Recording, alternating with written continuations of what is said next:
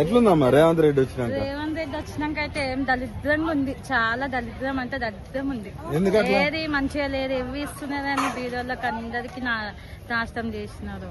ఏమి ఇస్తున్నారని అంటే ఆయన ఏమంటున్నాడు అంటే మిమ్మల్ని కోటీశ్వరాలను చేద్దామని ఏడుకన్నా పోతే నన్ను దొంగ చూస్తారు అంటుండు. కనిపిస్తుంది కదా కోటీశ్వరాలు ఎంతగానం చేసిండు వారు.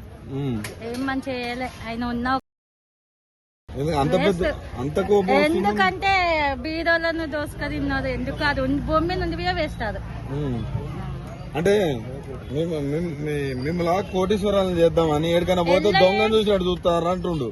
మరి దొంగ కాబట్టి దొంగను చూసినట్టు చూస్తున్నారు. మంచిగా అయితే ఆయన కాలు మొక్కుతుండే కదా లోకము, కానీ దొంగ మాటలు అన్ని ఏవి రాదు, పింఛని రాదు, ఏది రాదు.